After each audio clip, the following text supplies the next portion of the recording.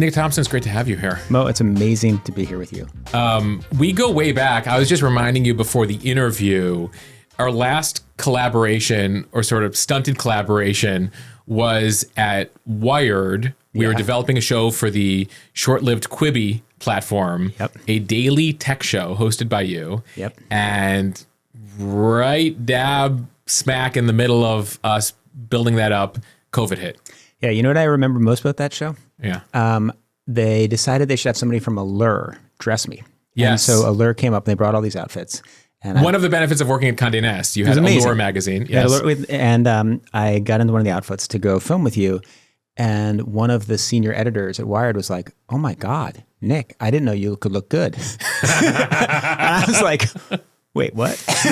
I just remember so Quibi is for those of you unfamiliar, like a $1 billion plus media startup. For those of you who don't remember. That short period of time when Quibi was the next big media thing, a mobile video startup with shows that Jeffrey Katzenberg had developed, like scripted shows, but also news shows of which you were going to host one. And like, I knew they had a budget because like we were working on a set design and we were like, well, we need to get Nick a wardrobe for this. Like, I was like, it's a show on your phone. I know. It was incongruous the way it was set up. It clearly didn't work, but it was a beautiful trial run, Mo. It was a beautiful run. We spent more on the pilot episode of the Wired Daily Tech Show than, well, I certainly spent on Mo News probably in the first year or 2 years building this. Yeah. But I can't even remember what we did in those episodes. And of course, before that, we did all the stuff at CBS together. So right. And then we go back and it's very interesting. And that's sort of where I want to start because we worked together at CBS. Interestingly, one of the things we worked on, I remember we had you interview the founder of Instagram, Systrom, making Instagram nice, I remember was the story we did. But, you were our go-to tech person, all things tech at CBS. We got the chance to work together at Condé Nast. You've gone on now to run The Atlantic. I've gone on here to start building out Mo News. It's been quite a media journey roller coaster. It's interesting, that Systrom story was both prescient and important because what it was the first, I believe it was the first big story about how the social media platforms were grappling with toxicity on their contents with AI. Yes. Right? And Systrom, of course, leaves, tensions with Zuckerberg, he's out of there. But they were trying, he and his team were trying to combat what would take over and destroy the social media, or not destroy, but really hurt the social media experience. And so we were very early covering that. Yeah, it was 2016 into 2017. And it was before the major reports had come out about the impact it was having on people's emotional health and teens. Yeah. I mean, which is still a thing. I mean, I was at an event last week at Meta where they're still dealing and grappling with the whole dilemma of the impact of social on kids. Totally. Yeah. So it was another media era. Well, I'm glad we've always been very forward thinking, and that's why we're having you back here. That's why I'm glad to be here. And so as you have now run Atlantic for a few years now, and as you think about the roller coaster that we've been riding in the media, where are we today? Where do you think of where we are? And, I don't know how far we can look out these days. More than a year is probably difficult, but where are things going? Well, they're going into this place where you and I are a good example of it, where it's it's a barbell. And what's happening is that there are a few places at one end of the barbell, like The Atlantic, like the New York Times, like the Wall Street Journal, that have built very effective subscription models and have found a business model that makes them thrive.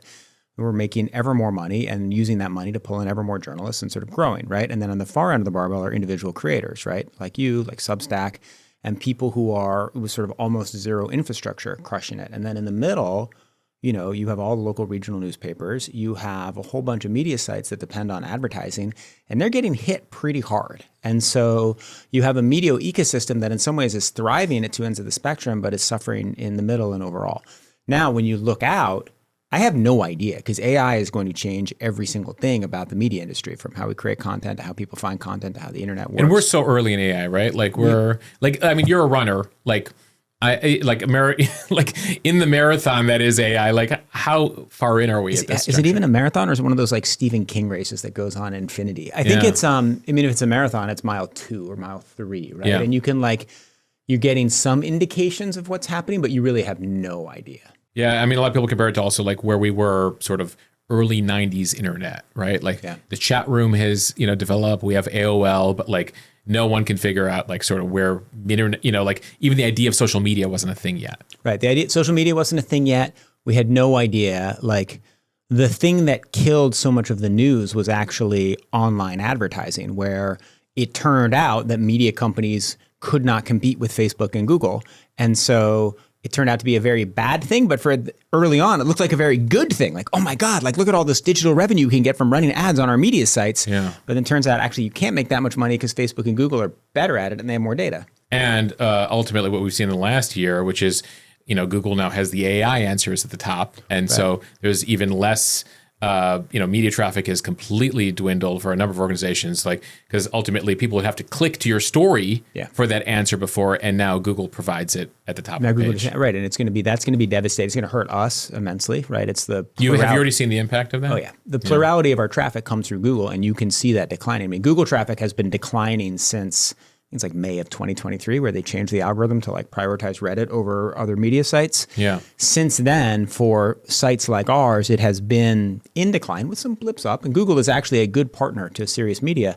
But there's no question that that decline is continuing as answers are being absorbed into Google. My favorite example, a year ago, if you typed "what is the meaning of life" into Google, you would get sent to an Arthur Brooks story in the Atlantic. Now, Google will just tell you what the meaning of life is. You guys own that traffic, the meaning of life. We own the meaning of life traffic, which is great traffic. But now it just goes to Google, right? And and Google doesn't compensate the creators whose content it trained on to come up with the meaning of life answer. And Google isn't getting the searches it once did on that question because many people are asking that question to ChatGPT. Correct. So Google has all these competitors and it's absorbing the traffic. ChatGPT is not sending much out. Google's not sending much out. Yeah. It's a tough ecosystem. Talk to me about ChatGPT and AI, because I know the Atlantic, you were one of the first media organizations to describe your partnership with OpenAI, what you were looking to gain there, especially as the conventional wisdom is that AI will eat the media's lunch at some point too. Right. So my position is independent of the fact that AI might eat the media's lunch, right? Yeah. Like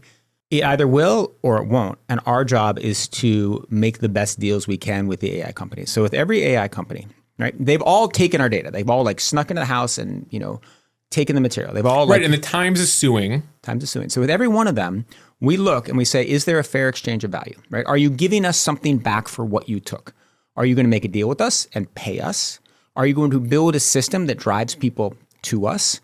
Or, are we going to end up having to sue you? Are you going to give us equity in your company, right? Like, so with every company, we try to negotiate. And so we are involved in some litigation and we have some partners. So OpenAI was like, we'll make a deal with you. We will pay you a certain amount of money, and we will work with you as we develop SearchGPT to try to make it as good as possible for the journalism industry. So we said, that's a great deal. Like, we would rather be paid than not paid. The counter argument, which is, which I hear a lot is, oh my God, AI is terrible for media. Sure. Maybe yes, maybe not, but that doesn't mean we shouldn't be paid by it. Like, it's going to be terrible. It's going to be equally terrible regardless of whether we make the deal. So we might as well get paid. It's better to be paid than not to be paid.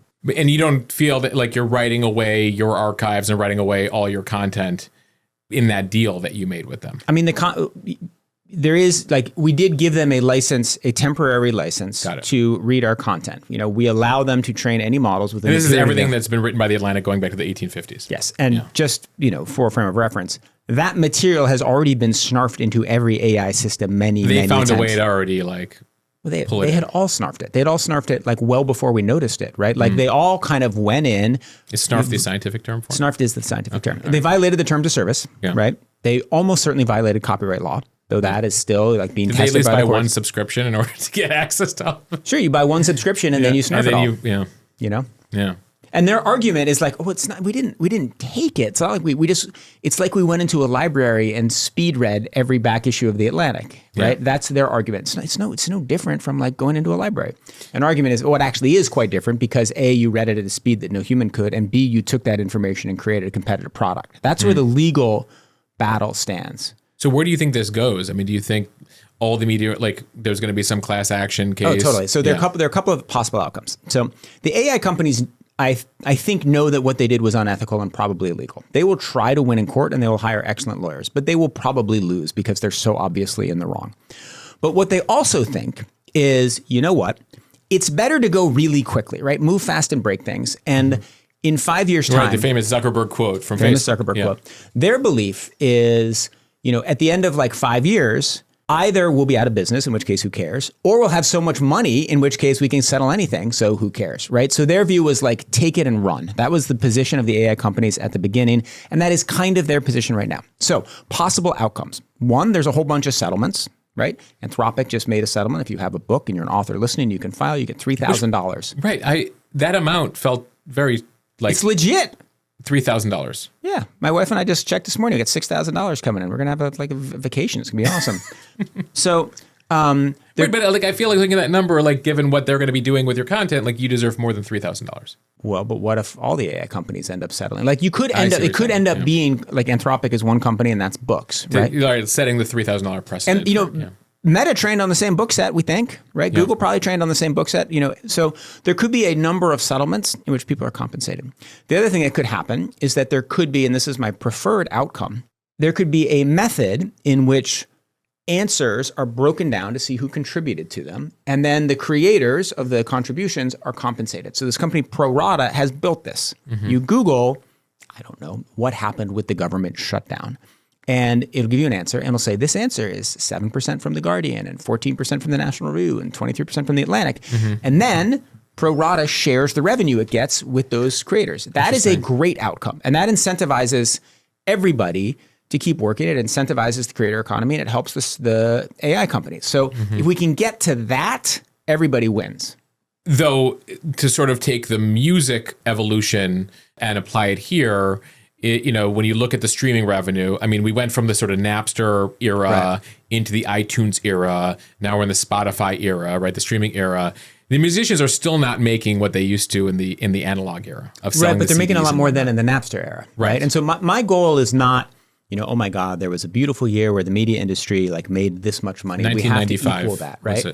Like, no, my goal is we need to generate, there has to be a fair exchange of value, and we have to have the maximum amount of revenue for creators so that creators still have an incentive. And again, I think that's good for the AI companies. If they drive the media industry out of business, then they have less content to feed into their systems, right? And like they need high quality content about things that have just happened so they can provide accurate answers about the world. Yeah.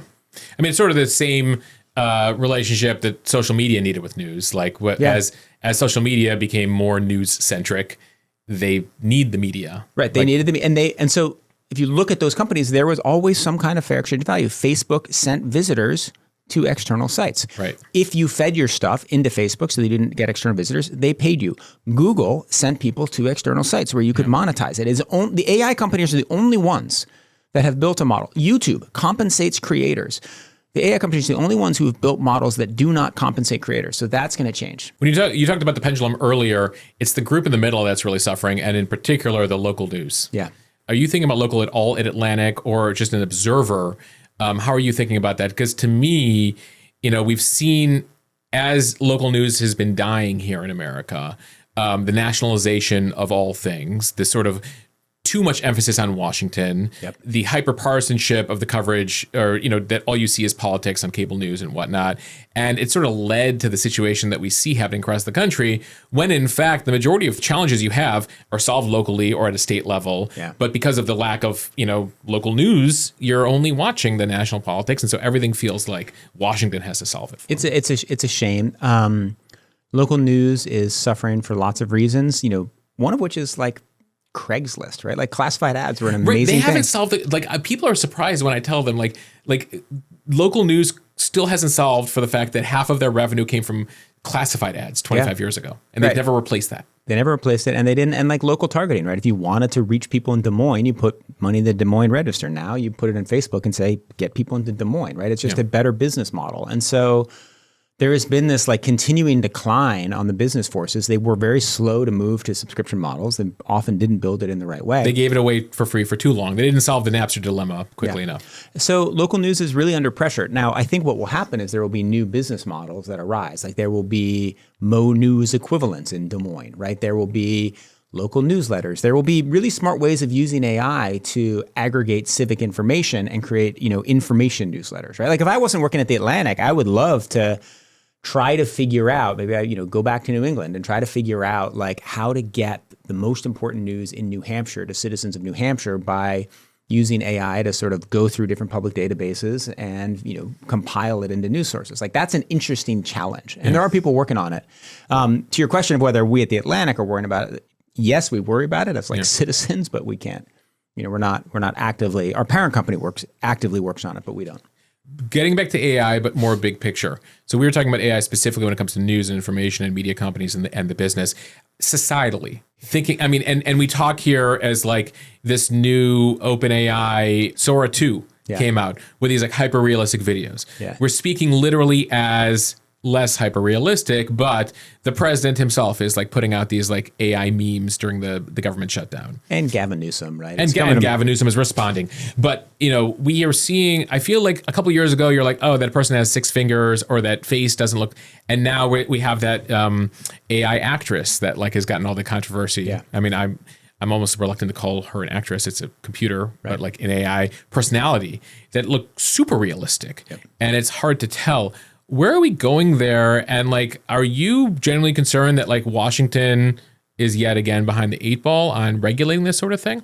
So we're going to what I call the end of reality, where you have no idea what's real and what's not real, right? And you will have, like right now it's getting hard. They're mostly jokes, but you can still, it's getting to the point where we're going to have no idea. Right. It's like 2 years ago, it was sort of easy to tell. A year ago, you had to be more tech savvy. Now it's like even among us, like I got to look twice or Google it to see if it's real. Right. You will have no idea. And so there will be some technological solutions, and figuring out how to like verify authentic videos and like real things is a very interesting technological challenge. Like, was a photograph real or was it not? Like, how do you embed that into a phone? How do you embed it into a camera? How do you authenticate it as it travels through the internet? Like, can you mandate watermarks on everything? You can, but then you can also use AI to insert watermarks, right? So like how you win the sort of the cat and mouse game is really complicated. Can you create some kind of like encryption-based system where you can determine that something is human verified or not? Like that is a great technological problem. But we are certainly losing that race. To the question of regulation, yeah, of course, we're like totally behind the 8 ball, and government is not effectively regulating. Now, that's not to say that all regulation is good. Many of the regulations that have been proposed, even by public interest groups, I think would have had a deleterious effect, principally by if you over-regulate the industry, the AI industry, you actually allow for the consolidation of power. And so you make it so that the only way to run an AI company is to have 100 lawyers. You suddenly make it so nobody can compete with the ones that already exist. But are we already there? Or is it? It's basically just a handful of like already powerful tech companies that are behind some of these AI. No. Look at DeepSeek, right? Like, it's a Chinese company. I was talking about more about the other sort of like the handful of them that have Google and Microsoft and sure, they're all dominant, they're all doing well, but it's super interesting that like these Chinese models are like, look at what software developers in San Francisco are building their tools on. A lot of them are like using DeepSeek, which is a competitor that none of us had heard about. First burst on the scene like November of last year, so 10 months ago, and then it starts really getting attention in January of last year, and now it's surpassing Facebook's Llama model. It is possible there are lanes that exist in AI for startups, even though the giant companies, of course, are, in very strong positions. Also like Anthropic, right? Where did that come from? Was it true that DeepSeek used OpenAI or like stole some of DeepSeek was able to be competitive because it wasn't necessarily on the level in terms of how it got developed? OpenAI complaining about copyright abuse was a little rich. Got it. But yes, it's true. DeepSeek, what they did is they essentially created synthetic data using OpenAI's models. So they created data using OpenAI, trained their own model, made their model better, created better data, trained it again. It's pretty... So it sort of did what OpenAI did to everything else, they did to OpenAI. Kind of, yeah. Which I wish they hadn't done to OpenAI, but I also laughed. Where are we? DeepSeek obviously out of China. Yeah. Where are we and you've been following this for a long time here, who's winning that race right now? Who has the advantage in the US v China AI race? The United States has the better proprietary models, right? Like there's the best frontier models, are Anthropic, OpenAI, Gemini, right? Like they're coming out of the big US AI companies. If you look at open source, we're actually I don't know if we've crossed it as of the day we've spoken, but we're right about the moment where total downloads of open source models built by Chinese developers surpass Americans. So the American ones are Meta's Llama, IBM, et cetera. Open source models are DeepSeek, Qwen, others in China. And, US downloads have been growing. Chinese downloads have been skyrocketing. And often it's the open source companies, free, more open models that end up winning. And so where are we? I don't know. It's pretty intense competition between the U.S. So it's hard to say like who's in the lead, right? Like who's in the overall lead in 2025. I mean, and we've been watching it also play out in the whole chip manufacture, chip development, how the U.S. has gotten involved with Intel, all like it's a multi-front battle. It's a multi-front battle. I also think battle is the wrong framework. I think that the most dangerous and wrong idea in AI is the notion that the U.S. and China are locked in this battle, and they were racing towards a line, and whoever gets to that line first wins. And I think that is a deeply mistaken idea that has caused a lot of really bad policy. But that seems to be at the forefront of our politics right now. Sure. I mean, I use that language. I use that language because I feel like I'm hearing it constantly coming out of Washington. There's a little nuance here. I do think we are in like some kind of an economic competition. And I do think it will be better for the U.S. economy if there are very strong and the strongest frontier models here. I do think the U.S. economy will grow better. I also think in general, American democratic values, it's better to have them training AI systems than Chinese models. And I like my models being able to talk about Tiananmen Square. Though, Elon Musk's models may not allow you to talk about like criticisms of Elon Musk. It's not clear whether you actually get more free speech in some American models. Like that's a pretty complicated issue right there. Anyway, so I generally trust the American models, and I certainly trust American values more than Chinese values. What I'm saying is that there's a fear, or there's a talking point by many people in the AI industry and the United States government that AI will cross a threshold, right? Some threshold of superintelligence or some kind of general intelligence where it is self-replicating and all-powerful, right? And that whoever gets to that moment then controls the world and controls all the AI. It's almost like there's a point at which an AI can invent the next AI and do it in an incredibly smart way. And when that happens, you get an infinitely intelligent AI that then lets you run the world. And I just don't think it happens that way. I do think there's like a competition in who can build a better AI model. What you describe is a very scary thing. Sure, it is a scary. And it is true that AI will eventually be able to self-replicate, and the best research advances in AI will be done by AIs. Like that is going to happen. I just don't think that the national origin of the company that figures that out first is a profoundly important geopolitical moment. Where are we, like, how far away are we from that? Do we have any sense of that? Yeah, we're getting pretty close. Yeah. I mean, the speed of progress is banana cake. So Anthropic just released their new model, and 4 months ago, right, they put out their previous model, and I was like, my God, we can, it can run an autonomous coding agent for 7 hours without human intervention. Wow, that's crazy. And now today it's 30 hours, right? So it's a 4x improvement in 4 months.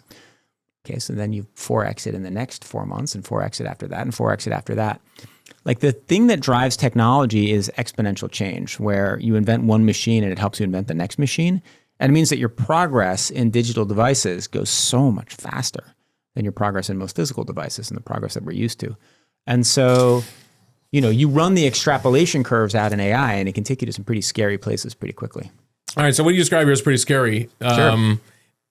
We described how Washington is behind the 8 ball on this. Even the AI companies, I mean, when we've been watching their testimony in recent years, at times are like, regulate us, like give us rules that we can all follow together. I mean, within reason, but they want rules. Who's doing the best thinking right now, or has the most foresight on preventing, we've let this genie out. Like, to what extent can we box the genie in before the genie, runs us? Well, there are a lot of individuals. I actually think that the Trump administration has some very smart people working on AI policy. I'm not in favor of many of Trump's regulatory policies, and we obviously have a government shutdown right now, but there are bright people who are actually, and one of the things they're pushing is American open source, and the people advising them, and that is a great thing to push. What does that translate, American open source? What does that mean? So that means that to allow American companies and to encourage American companies to build open source models, meaning models that are, free to use, and that people have more capacity to manipulate, develop, and change, though not complete and total. It depends a little bit on how you define it. But one of the things that happened a couple of years ago is that there was a push in the Biden administration to kind of clamp down on open source, because the fear was it would be better to have AI just kind of run from a few companies that we can regulate and control, as opposed to sort of way out there and everybody can use it through open source models. And that was a big debate. It's still a big debate. It was a couple years ago. But a couple of years ago, the United States administration was against open source. Let's pick a few winners. Let's pick a few winners, and that will be easier and better. And I can totally see the logic. And back then, I was conflicted. Now my mind is like, no. Both because I don't trust the big companies as much as I used to, and because I have seen fewer dangers with the open source companies. Anyway, so that's an interesting shift from Biden to Trump. Who is doing the most work? California's had some sensible regulatory policies. They've gotten shot down, but there's been a lot of interesting conversation there. Anthropic, actually, right? Anthropic is the most interesting. They're like the most unethical in how they've absorbed data, and they've made no content deals. So on like the copyright stuff, they're like weirdly unethical, but on everything else, they're remarkably ethical and good. And I think they're the ones who sort of put out the most information about how their models work, how their models can be made safe. I think they are often on the side of the most sensible kinds of regulations. So they're a very interesting company to watch. And I know Europe has sort of been, as China and the US lead on development, Europe is like sort of like, we're going to make some rules for all of this. Yeah. And various countries have been trying to make rules around AI. Well, there's the European EU AI Act, which I think is, European regulation, I think in general has been quite deleterious to the European tech sector. It's been like too aggressive. I had a startup a couple years ago, and we just didn't operate in Europe because you couldn't figure out what you're supposed to do, right? Like an argument for too much regulation. An argument against too much regulation. An argument against too much regulation. Yeah. I actually don't think their AI policies are as overboard as their previous regulatory policies. So, do you fear? Do you ever like to have trouble sleeping at night, or like you fear for this reality, like the post-truth reality that we're about to live in? Of course. I fear the post-truth reality. I fear a reality where we are, as smart compared to these machines as like squirrels are, compared to us. I fear about a world in which, power consolidates in the hands of very few people, right? I fear about a world where there's massively more income inequality because people either have access to the best machines or they don't. I fear all those things. At the same time, I think AI is amazing, right? I love using it myself.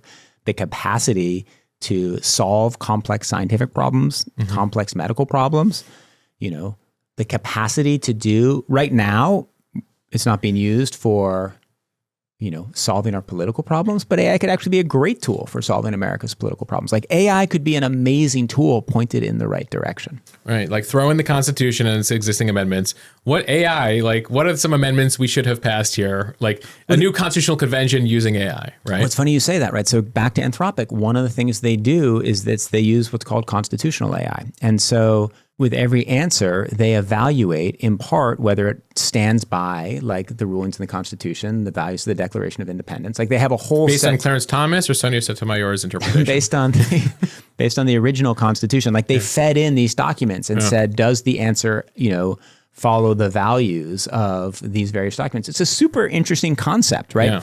And you can imagine a kind of an AI that really does help the best parts of our human nature. Now, how you determine that is pretty hard. Yeah. But like AI creates the opportunity to reset. It creates the opportunity to reset all kinds of different industries. It creates the opportunity to reset all different kinds of social norms. A lot of it will be bad, but much of it could be good, which is why I'm so interested in it. We had Pete Buttigieg was here just a couple of months ago. He's been thinking about this more and more as like 2028 being the first election where like AI job losses are going to be, if not the biggest issue, one of the biggest issues that the country faces. Yeah, maybe not. We haven't seen any. Andrew Yang was running on that in 2020, right? Yeah. And like all the truckers are going to be out of work by didn't happen, right? It didn't play out, but interestingly, not the truckers, it's the white collar sector. It's flipped, right? It's like if you're coming out of school for graphic design, accounting, law, even coming out of law school, right, all these firms are going to need, far fewer lawyers than they. So I can argue this both ways. So on the one hand, if you look at the employment data, right, the unemployment rate for 20-somethings, particularly working in industries where AI is used a lot, is going up. And that could be a harbinger of what is going to happen to everybody in the next couple of years, right? Bottom rungs of the career ladder are being knocked out. Soon the middle rungs will be knocked out. Even like you and I run newsroom, like if I'm building a newsroom today, I don't need the dozens of reporters and researchers that I once needed. Right. Other argument would be, you have a dozen reporters and researchers, they can be way more efficient and you can do better news. And in fact, you can do more news and you can produce more, right? And if you look at, the way that AI is being used in companies, I just looked at a survey, an IDC survey, and it was sort of ranking where companies use AI and where it's most effective. It's like 15 different categories. Worst, lowest was reducing costs and taking out labor. Like it's just that it's not happening, right? Not yet. I was at a conference. It was with because I kept hearing about agentic AI, like that's the and next, maybe right? that'll come, maybe that won't. But but maybe it'll just make people more efficient, and it's not going to knock out jobs. Maybe it'll create new jobs. Like most technology, we can imagine the jobs it will take away, and we can't imagine the jobs that will come. And so my general view would probably not align with Buttigieg's. Like I'm worried about lots of stuff. Yeah, it's possible there'll be mass job loss. We're not really seeing it, and you can argue the other side pretty effectively.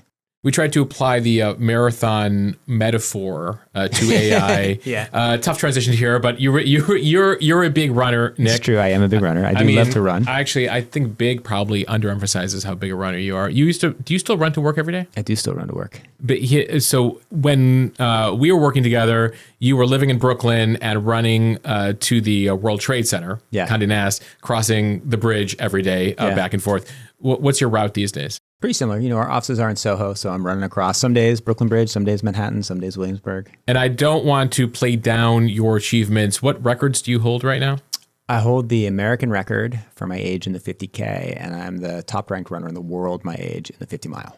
All right, so just to emphasize, he said 50 mile, folks. This is marathon times 2. Yeah, not a lot of people run it, which is why it's a lot easier to be the top ranked runner in the world. Right, like less competition. I was actually in Japan recently, and they were talking about, I'm sure you're familiar with their like very specialty fruit industry that you can buy like a $150 melon there, and like each grape costs $10. Yeah, and they're like, listen, we can't produce as much fruit as you can in America. What we can do is like massage the fruit and create like some of the most beautiful best tasting fruit in the world. Yeah. So it's like the 50 mile, like less people, like you got a better shot at it. You got a better shot at it. You have a new book out coming. I do. In the coming weeks on running. What has running done for you? How do you think about it? How has it changed you? It's my one break from the to-do list. Like I have a pretty intense job in life. And so running is a way of sort of inserting a little freedom, a little relaxation, and a sort of a spiritual connection to our ancestors who ran along the plains and to like young Nick who ran in the forest, right? So there's that element. You're thinking like human history as you're running? Chased antelopes. I'm not thinking it, but like how did we get our food? When we were like on the savannas, like we chased the antelopes, right? Like there's something we are runners buried deep inside all of us. So that's part of it. Part of it is like, I've learned focus. I've learned like the skills you need to like stay concentrated, and like an hour-long podcast are pretty similar to the skills you need to stay concentrated in an hour-long workout. So they feed each other. I've learned the value of like daily, consistent, block by block work. Like the thing about becoming a good runner, right, which everybody learns, is you just have to do it, right? You have to like every day you have to run, no matter the weather, no matter how you feel. A couple of days a week, you have to run hard to the point where you hurt. Right? Mm-hmm. And you do that and you will definitely get better. Always. Like eventually you age and you have forces pushing against you. But like it's kind of an amazing fact that you just sort of consistent effort always makes you faster. And so you learn that, and you learn a lot about pain, resilience, and how to work. So I think that like the way I do my job is pretty tied in with the way I run, and the way I run is pretty tied in with the way I do my job. You talked about the age aspect of it, and you've in the book, you go into, running in your 20s, running in your 30s, running in your 40s.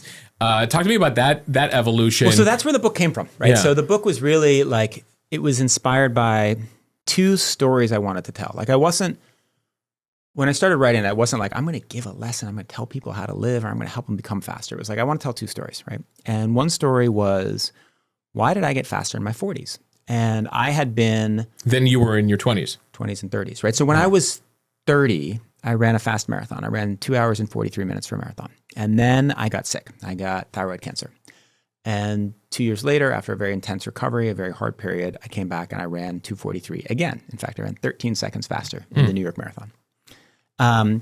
Then for the rest of my 30s, I would run the marathon every year. And I would run basically 2:43 every year. 2:44, 2:45, 2:42, 2:42, right? In my 40s, in fact, when I was 44, I suddenly got way faster and I ran a 2:29, right? Which is, quite a bit different. And so the question was like, how did I get so much faster? Like, how did I train so hard in my 30s and not realize that I had this latent ability? And one day I was running, in fact, across the Brooklyn Bridge, and it just like hit me like a thunderbolt. I was like, oh, I didn't get faster because I didn't want to get faster. All I had wanted was to be as fast as I was before I got sick at like a deep psychological level. And so what that taught me was there's a really interesting story about what makes you fast, because it's not just your quadriceps and your calves. It's like things that are buried deep inside. So that was story number one. Story number two is my father, who taught me to run. So when I was 5 years old, I would run with him. When I was 7, I watched him run the New York Marathon. He was a 3-hour marathoner. It was a way that he held his So he leg. was running every day. He was running every day in a brief window. And he has this amazing life where he like grows up in Oklahoma. He's got a tough family, gets out, like hears about the school called Andover, gets a scholarship, goes to Andover, the scholarship to Stanford, Rhodes Scholar. He's like John F. Kennedy, says he's going to be president, right? Like the guy has this meteoric rise, marries my mother who comes from a good DC family. Her father, new father-in-law is a prominent politician. And then my dad just can't keep his life together, becomes an alcoholic, comes out of the closet, has a really hard time grappling with his sexuality, and like ends up, at the end of his life, he's like kind of a tax fugitive and kind of running a brothel in Southeast Asia, right? And so it's this arc of a life, which is remarkable, very American, an amazing story. And in some ways it's held together by running. And he and I have a very close relationship, even in the like Colonel Kurt's, crazy final years. Mm-hmm. And so I want to tell his story and the way running folds into his story. And so those are the two stories I wanted to tell when I began. And then I met lots of other runners along the way who have interesting stories about running and pain and the way it held their life together or problems it caused. And so the book is really a way to use running to get into some of the hardest questions in life. Writing so openly about your father. Yeah. What was that like? You just caught on to something important. Keep going.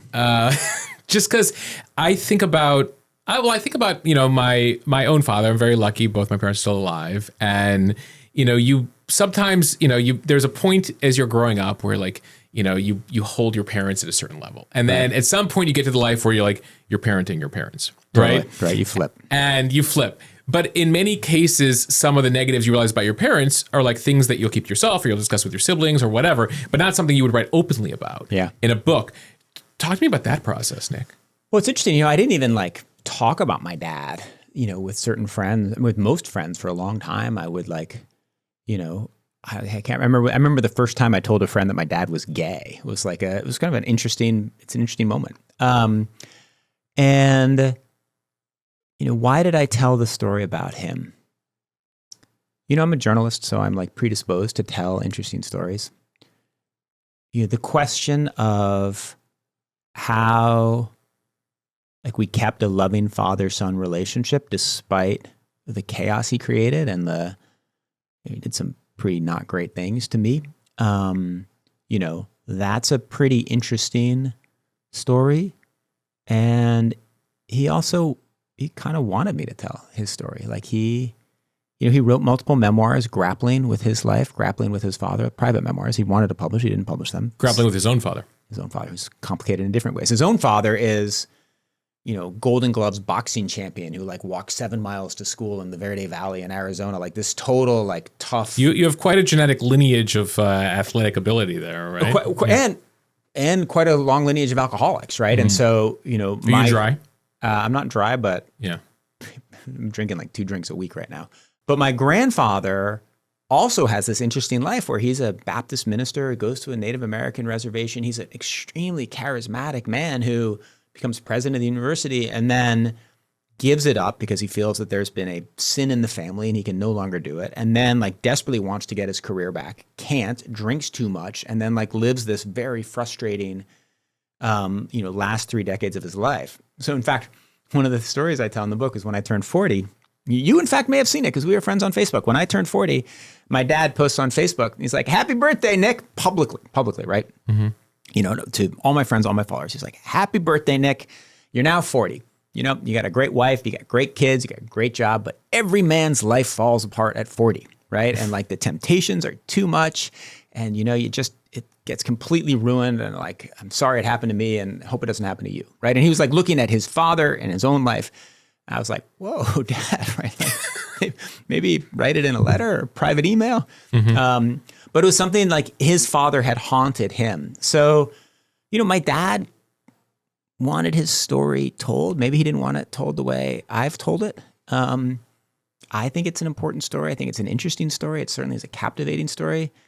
There have been people who've read it who are like, Nick, you maybe shouldn't have like overshared, right? Yeah. Like it's kind of easier if people just think your dad is a successful lawyer, right? Yeah. All right. Not this crazy dude, but I am who I am. I want to come back to journalism and media. Bring it. Though we could totally go really deep here on your relationship with your father. Like, I feel like that was actually, that's what I always enjoyed about Howard Stern interviews. Like, if you ever listen to like enough of his interviews, like he goes, with the Paul McCartneys and George Clooney's or whatever, like he always at some point he's effectively putting them on the couch. Like, it have so many great podcasts, right? You can listen to Joe Rogan, right? And he'll go into that. It's one of the things about these long conversations. I actually had that. It was like, oh my God, like 8 years ago, I was on the Tim Ferriss podcast. And I remember talking to him and we talked for, I don't know, a couple hours.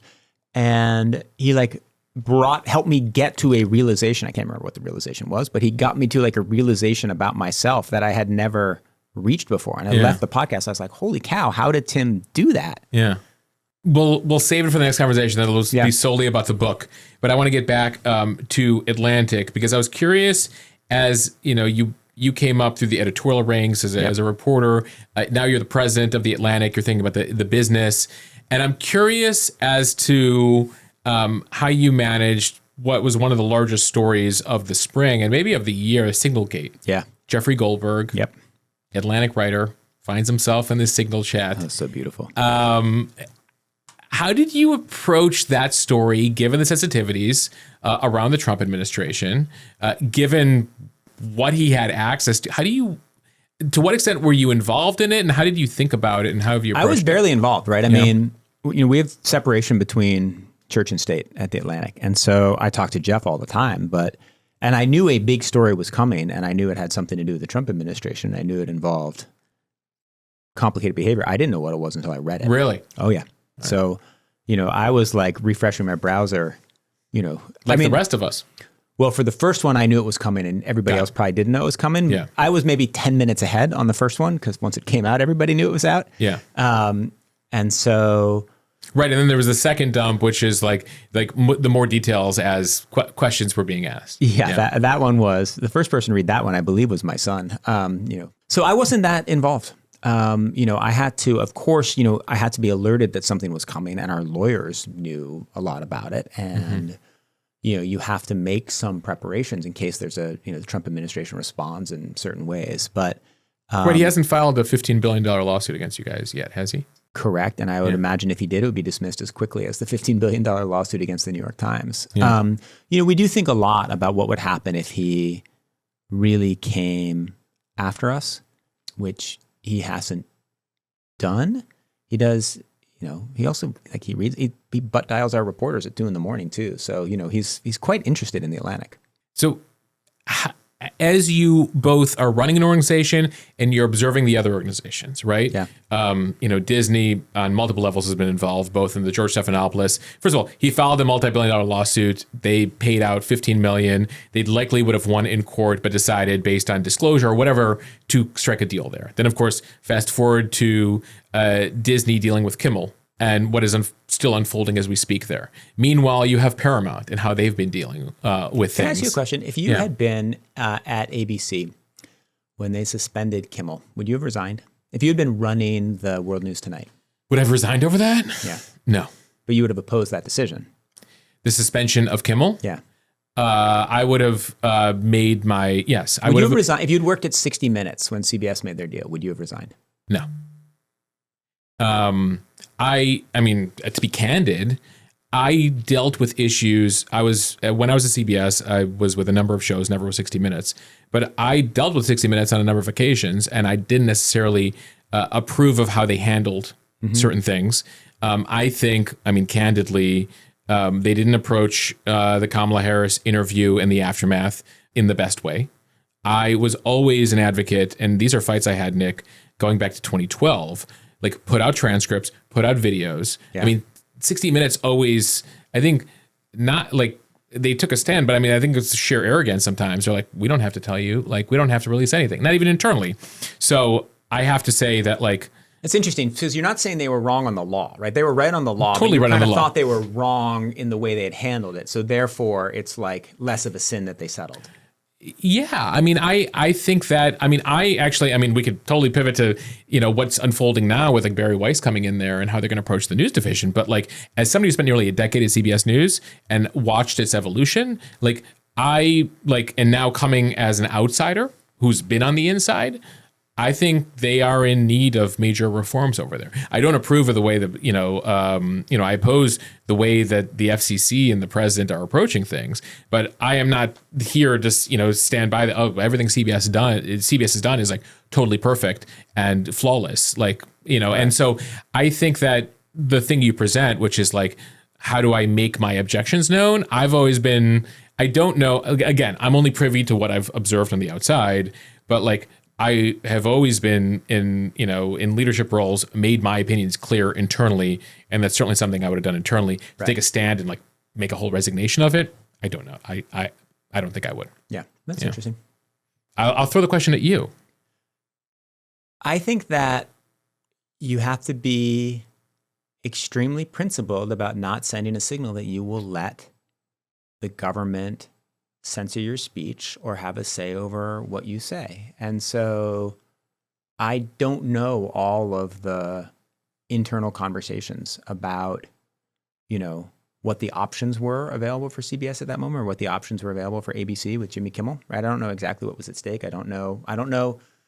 And as every executive knows, when you face a decision about like whether you suspend someone, whether you fire someone, you look at a whole bunch of factors that nobody else has access to, like past HR record, right? Like ratings, revenue, all that.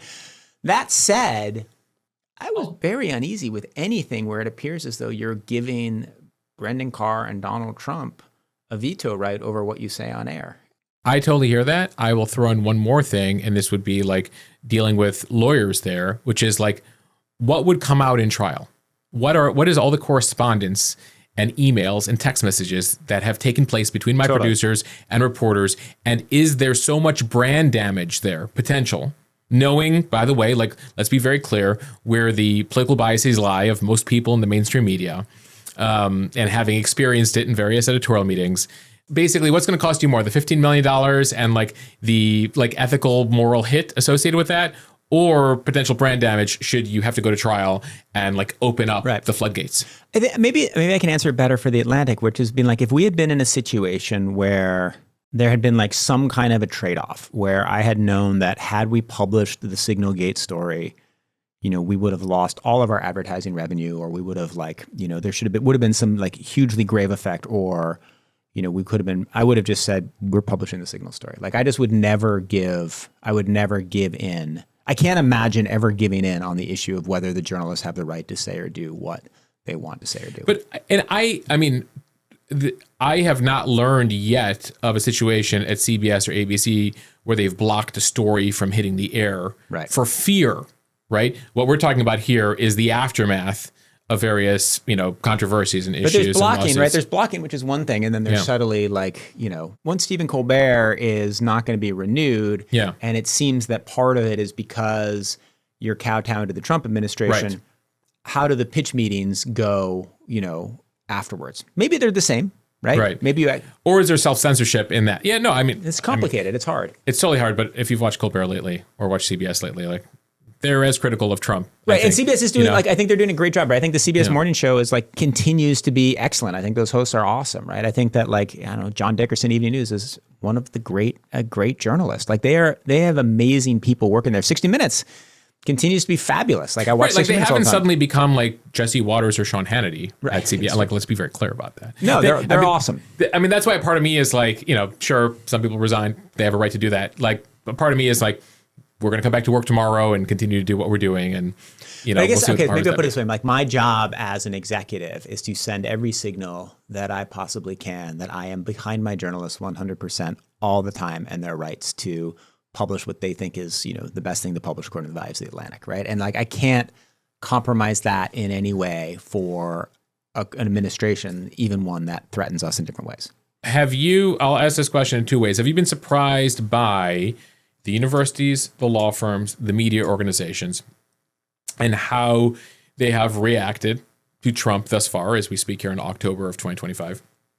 And do you think we've hit some sort of inflection point? Do you think they will begin to challenge them more? I mean, sort of like as an observer of all these things, like where do you think things stand?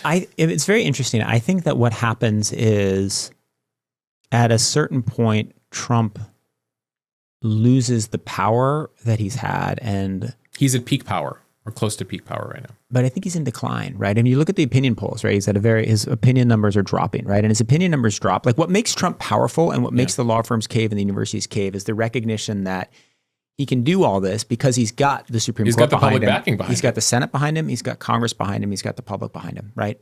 Or he's got enough of the public behind him. But as soon as he loses, right? As soon as he's no longer so popular that Congress feels like they have to.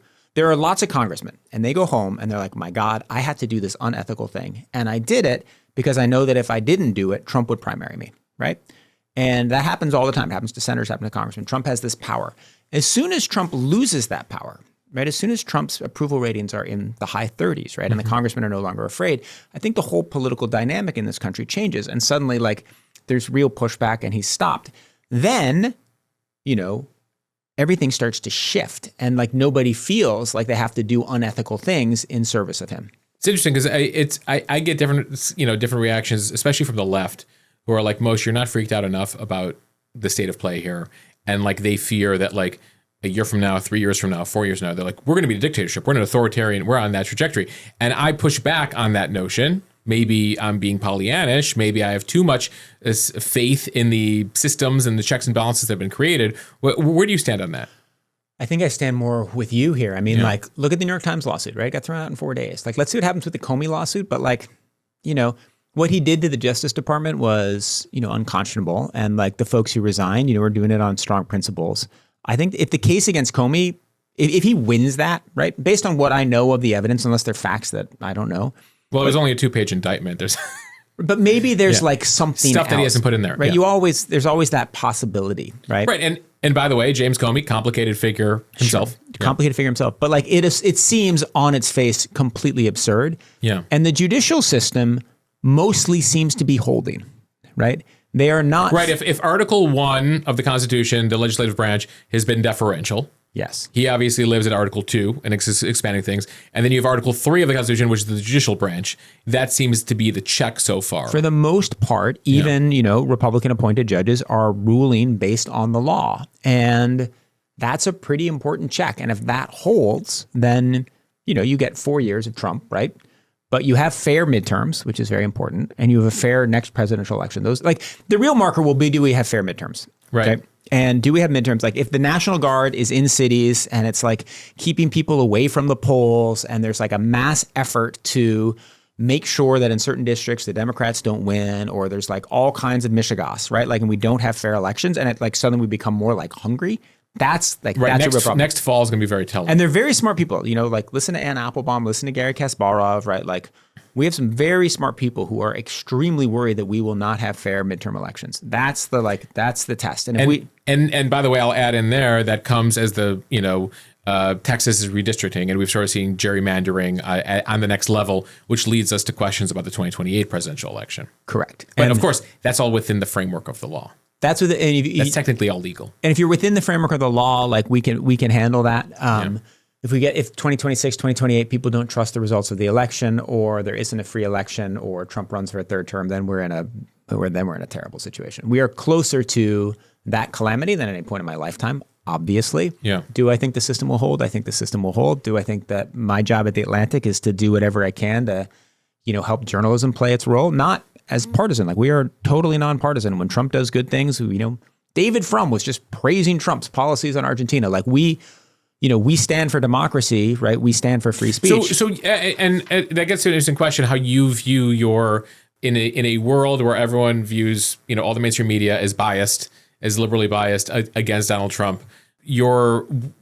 What is the editorial outlook of The Atlantic? So I don't control the editorial outlook, but like my understanding of it is that we are trying to be a magazine about America, and we are trying to represent views from as many different sides as are factually accurate, beautifully written, and full of interesting ideas. And we will publish, you know, our mission statement says of no party or clique, right? Mm-hmm. And so on the business side, I try to support that, right? We're just setting up a live events tour in all 50 states, right? We're not just doing events in New York and San Francisco. We're doing events everywhere, right? We're doing them across the country. Wyoming. We're doing them in Wyoming, right? You know, we actually have an over-indexing of subscribers in Montana. You know, I have a map on my wall, and it shows basically the color of the state is the percentage of people who are Atlantic subscribers as a ratio of percentage of people in the population. And Wyoming, obviously, like New York over indexes, Massachusetts over indexes, but like Montana over indexes. There are more Atlantic subscribers per capita than there are citizens per capita. Pretty interesting, right?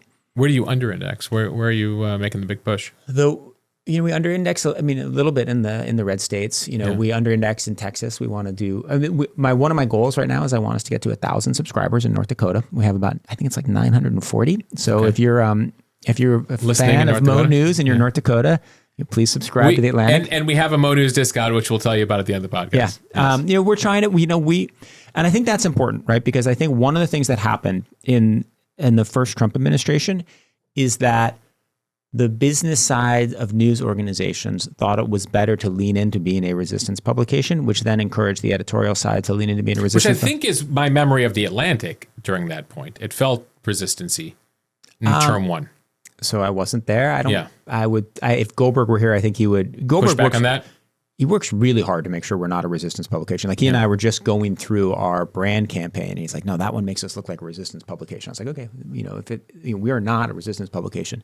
But I think what happens, I mean, I think if you see this with like the Washington Post or other publications, where if that becomes your brand, right, democracy dies in the darkness was the Washington Post motto, which is a very good logo, but it was like a little too tied into anti-Trump work, which then tunes the social media algorithms, and then like your other stuff can't succeed, and then all the people who like Trump, which is a huge portion of the country, unsubscribe. Like 40% of our readers identify as conservative, right, at the Atlantic. Even post Jeffrey Goldberg, post the Signalgate story. Post Signalgate, 40% of our readers. I mean, the Signalgate story, like we were so obviously right. Yeah. You know, and he handled that so professionally. I mean, in a traditional Republican administration, you would have seen more resignations, and you would have seen more folks on Capitol Hill being like, "What the hell's happening here?" Totally, and like I think that Republican, like except for like the very tiny, like this was not a 60-40 issue or a 55-45 issue. Like anybody who looked at that is like 99.9 to 0.1. Right. They accidentally added a journalist on the chat, and then like what did we like? Goldberg called them to verify it. He left when he realized there was classified information being discussed. We did not disclose that classified information until the government started lying about us, right? Yeah.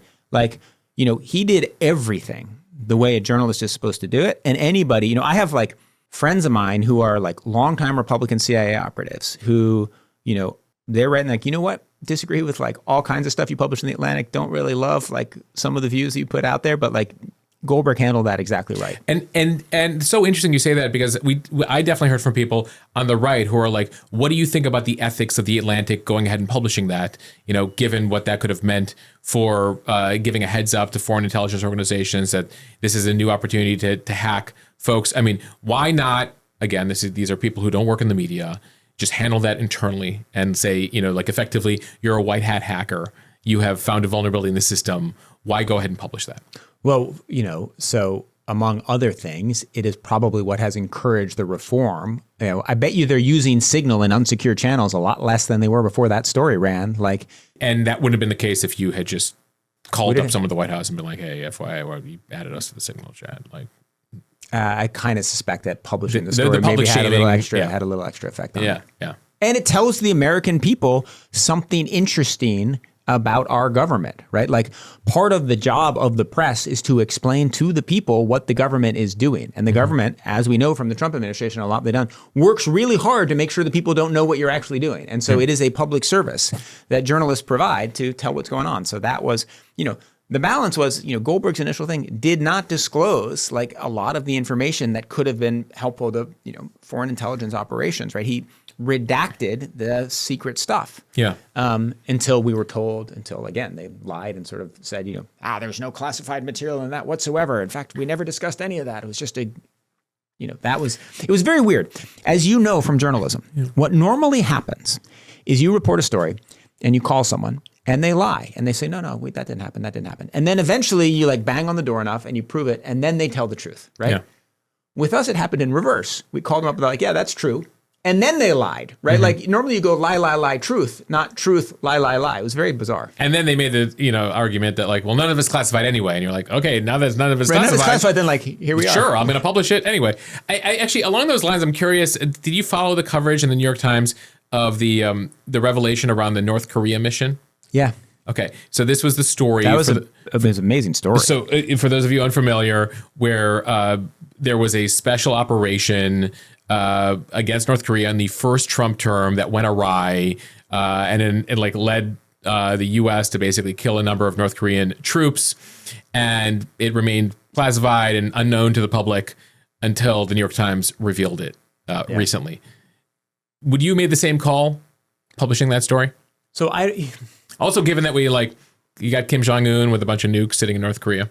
So I don't know those that requires a lot of detail. I wouldn't make that call. It'd be the editorial side. If the editorial side said they were going to run, years in the editorial side, which why I ask you these questions? Probably I would have run that story. I'm not sure what it revealed that Kim Jong-un wouldn't know. I suppose the government's argument would have been, hey, he didn't know there was that operation. Right? And even know that like those soldiers died, right? Because presumably also in an authoritarian regime, he might be lied to about things that are, people might be embarrassed to tell him about that. So what you don't want to do when you are a media organization is you don't want to publish information that puts the lives of American servicemen at risk, right? So this was several years ago, this New York Times story, right? So you don't have this was a big debate since Vietnam, right? Do you write a story about a massacre if, exposing the massacre could put American soldiers at risk, right? And that is a very hard trade-off because the public needs to know about massacres. Military needs to know that if there's a massacre, it could be exposed in the public because that will incentivize against massacres. On the other hand, you are American citizens. So there are hard trade-offs, but when something is far in the past, those trade-offs become much simpler. So then the question would be, was the fact that this happened, does that put America at risk because it changes, Kim Jong-un's foreign policy, right? Mm-hmm. Were the exact methods used in this? Does the fact that we have submarines and we have ways of doing X, Y, and Z and the way the submarines moved in the story, right? And so what I would have done, were I still the editor of a publication, I would have called the CIA or I would have called the Navy SEALs and I would have said, hey, we're planning to run this story, right? Mm-hmm. And I'm going to give you an opportunity to tell me why we shouldn't. And I'm going to listen and I'm going to take that seriously, but I'm not going to also be cowed by you. And my guess is that I would have ended up on the side of publishing it. We could go on as we have for years, Nick, on a variety of topics, but I want to end here. You recently announced you're bringing back monthly print issues. Yeah. All right. So we've talked about the future of media, we future are the of Atlantic everything. Monthly. We should have 12 monthly issues, not 10 as we've had for the last 15 years or something. Yeah. What was the reason they went to 10 versus 12? Money. I mean, it was just running. Yeah. Everybody has reduced the number of issues that they run because people tend to lose money on print. So, curious, going back to print here, because there's a story that came out recently about how landlines are back. And of course, people are trying to get flip phones for their kids. I mean, a lot of this is geared towards the impact of social media and smartphones on kids. Do we see print making a resurgence in the post-truth reality that we're about to enter? Maybe. I mean, the reason we did it is partly that, right? It was we need to reach people, right? And most of the way we reach people is through algorithms and, tech intermediaries. That's all going to change with AI. The nice thing about print is it's us and the U.S. Postal Service, right? You want to read The Atlantic, we mail you an issue, we put some stamps and off it goes, right? We don't have to worry about whether Google's algorithm is going to change. And so, we wanted to lean into that and say, we're actually going to do more of that because we can control it and we like it and it gives you a direct relationship between reader and The Atlantic. We'll end there, Nick. Yeah. Thanks for coming. Oh, so much fun, Mosheh. It was great to be on with you.